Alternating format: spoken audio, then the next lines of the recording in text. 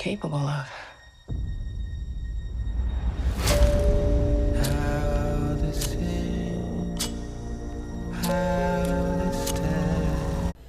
Alrighty, so let me tell you something.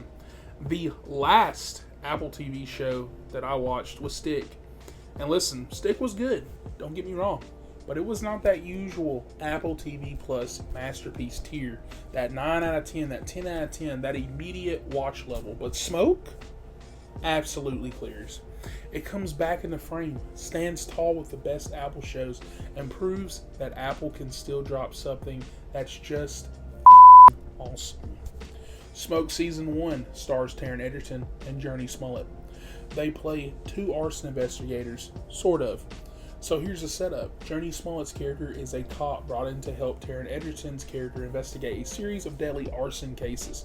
And well, the reason she's brought in is pretty simple, because Taron Egerton's character kind of sucks at his job. And so we're dealing with two separate arsonists here. One has a limp, the other is a man clearly battling some serious, mental struggles, and he's setting fires with jugs of gasoline. No subtlety, just straight destruction. Both are dangerous, both have killed people, whether by accident or on purpose, and the show follows these two branching storylines as our investigators try to figure out who they are.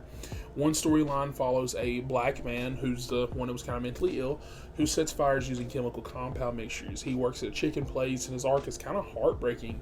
Every time they cut to him, it's pretty depressing, and he's clearly not in the right headspace. Something's broken inside him, and while you know what he's doing is wrong, you can't help but feel a little bit of sympathy for him. The other storyline, and this is where I'm going to drop a light but probably heavy spoiler for you, is where the show flips on its head. And I'm calling it light because it's kind of like a reveal at episode 1 or 2 at the end, but it's very central to reviewing the show. So you've been warned. The second arsonist, surprise, surprise, is Taron Egerton. That's why he sucks his job. The guy investigating the fires is the one starting them, which of course explains why he is terrible at catching arsonists, because he's covering his own tracks.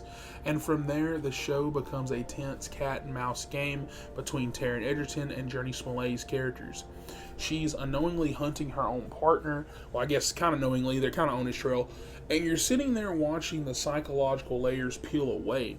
Now, here's one critique. I actually wish the show went deeper into these characters' psyches. For example, Jurnee's character almost died in a fire as a child, a fire caused by her own mother, who's now in prison. And her family wants to free her mom, but she kind of refuses and doesn't want her freed because she knows firsthand the danger that her mother poses.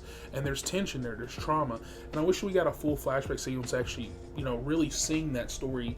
And Taron's character keeps referencing a fire from days as in the past that clearly shaped him, but it's never fully shown, which I also kind of do like because we get a lot of hints. I just feel like overall it wasn't fully enough. But to be fair, this is clearly intentional setup for season 2 because yes, they are clearly planning more seasons. But here's the thing, regardless of those small gripes, the performances are killer. And the standout without question is my boy, Taron Egerton.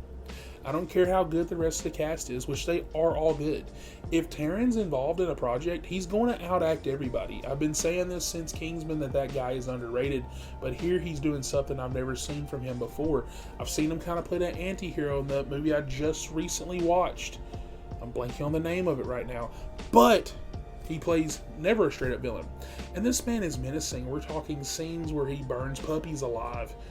Yes, not because he has to, but because he doesn't care. He's cold. He's kind of calculated, but he's very terrifying. It's like watching Criminal Minds unsubs come to life. He sees himself as an action cop hero when in reality he's just solving crimes to make himself look good. And so by the end of the season, Smoke ends up wrapping up things in a nice way that's satisfying enough to stand alone, while still leaving the door wide open for season 2 with some stuff they do earlier in that final episode.